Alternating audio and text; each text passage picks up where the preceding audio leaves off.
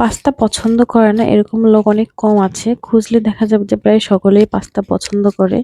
আসলে পাস্তাটা নির্ভর করে কিরকম টেস্ট হবে এটা আপনার রান্নার উপর। অনেকে অনেকভাবে রান্না করে।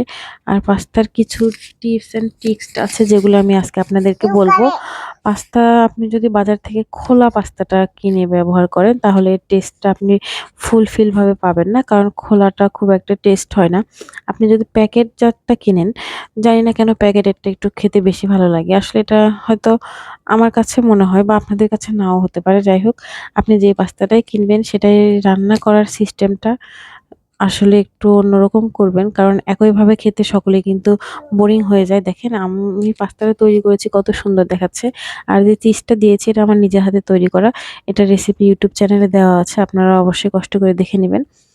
আর দেখেন পাস্তার উপর কত সুন্দর একটা গ্রেভি চলে এসেছে। দেখতে অসাধারণ লাগছে। আসলে খেতেও অনেক টেস্ট হয়েছিল।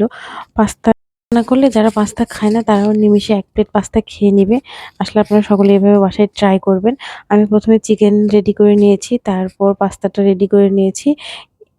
এ দেন চিকেন পাস্তা একসঙ্গে মিক্সড করে ওভেনে বেক করেছি। উপরে চিজ দিয়েছি, টমেটো সস দিয়েছি। ধন্যবাদ।